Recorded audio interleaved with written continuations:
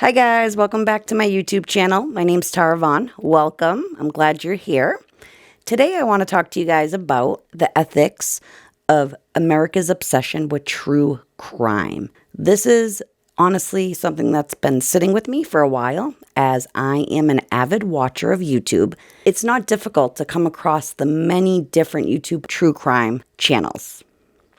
It's one of my most watched genres of video content on any given platform.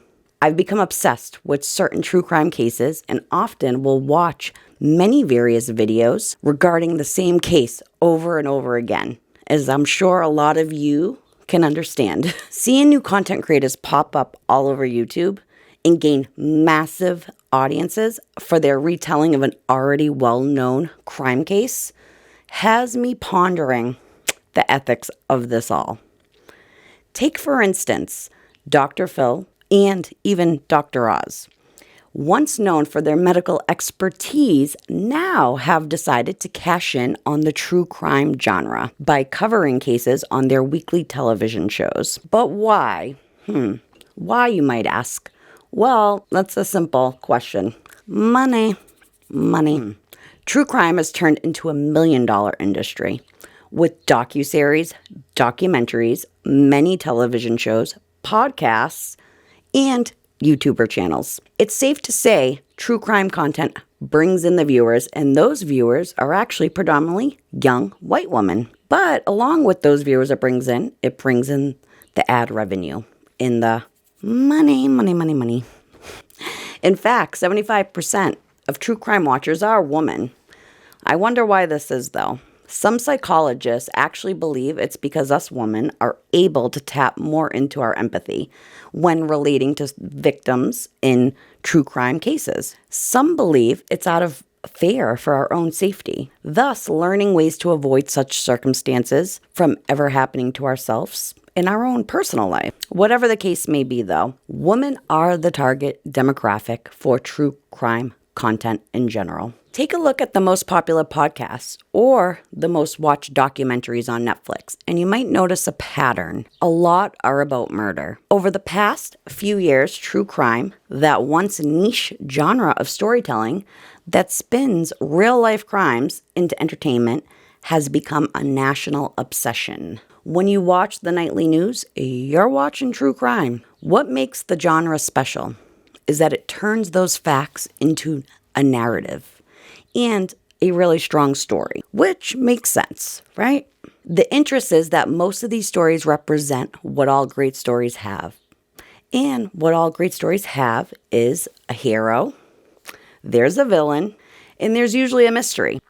There's oftentimes a traumatic event, and there's usually a resolution to the story.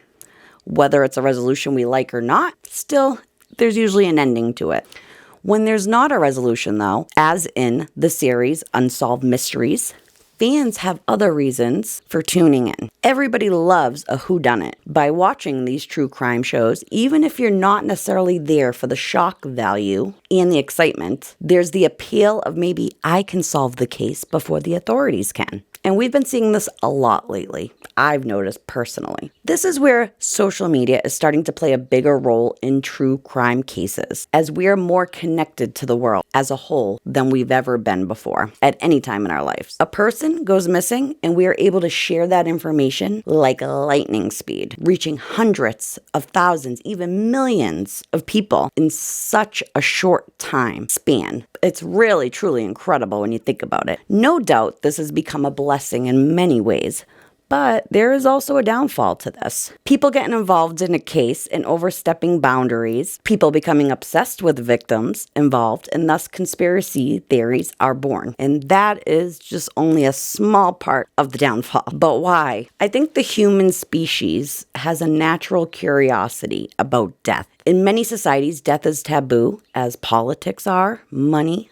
abortions, religious beliefs, possibly from having to face the fear of our own mortality. And I believe that's truly at the heart of it is where our curiosity comes from of death.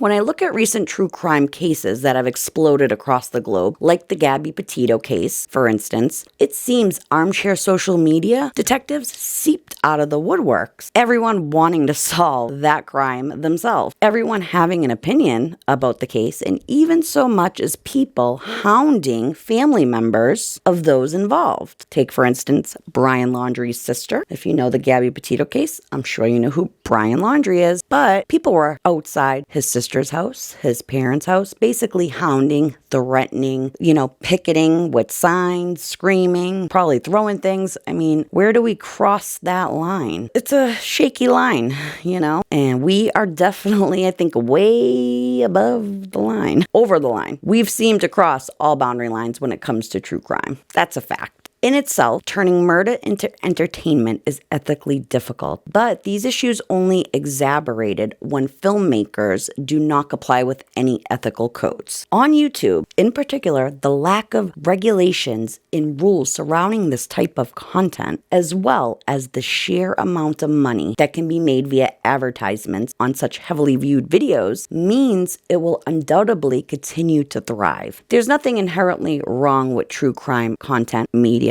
In theory, it stokes morbid curiosity while stopping short of personal engagement with tragedy. When something terrible and unnatural happens, there is an innate desire to get to the bottom of things. And the media is one of the more harmless ways to scratch the itch.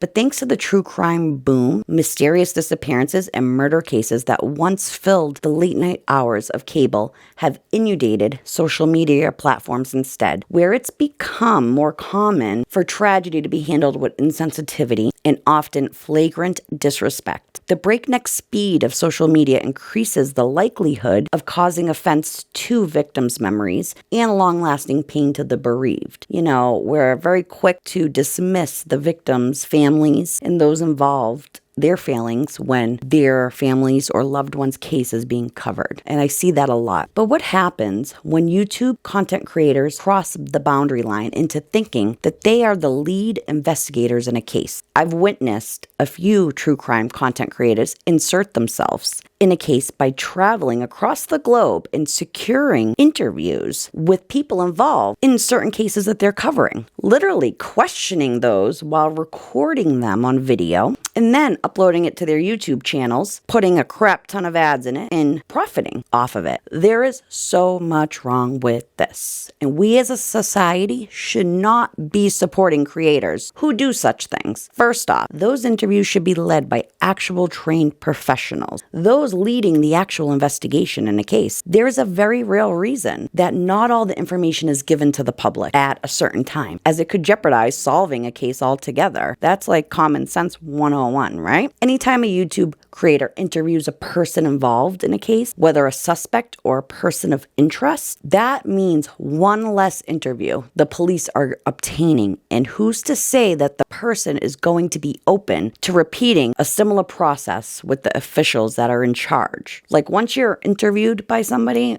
who wants to repeat that process? Usually a person doesn't want to do that, right? Never mind the fact that these content creators are not interviewing these people because they actually want to solve the case. If that was the real reason, they wouldn't be uploading such interviews on their public platforms as a way to gain subscribers and to profit in any way. That's the hard, cold truth right there.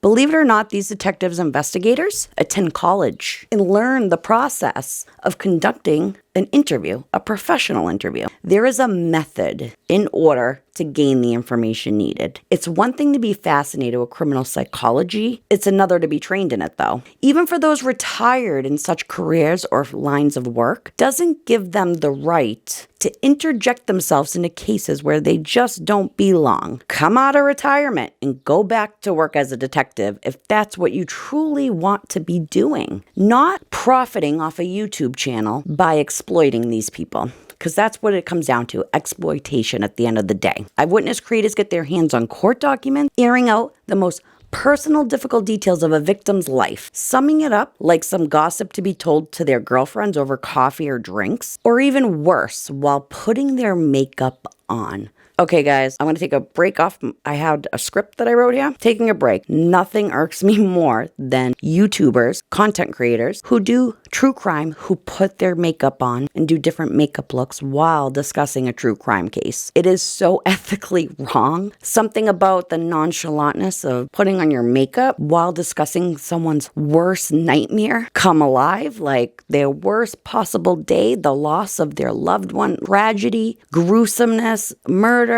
domestic abuse. It's just, while this person's like, oh, what shade of lipstick should I put on today? And this was the eyeliner I wore. It's disrespectful, and something about it does not sit right with me. Yes, are those creators good creators? Honestly, I've watched many of them, and I used to love them early in the beginning when I started watching true crime content. But as time went on, something felt wrong about it. Like, if you're going to dedicate your time to a case, then dedicate your full 100% time to that case. Give it your full attention. Don't put your makeup on while discussing it, because it's disrespectful to the people connected to that case. It just shows utter lack of respect for those that have gone through it. Obviously, it's difficult to convince large masses on what true crime content to watch. But remember, we, the people who digest such content, we can decide which creators to give our time and our views to. We definitely need to start choosing more wisely, though. So please, guys, think about everything I said in this video and choose more wisely. And if you liked my video, please, please, please, please, please like and subscribe down below, and join me for another common sense video, because anything to do with common sense on certain topics, I am your gal right here.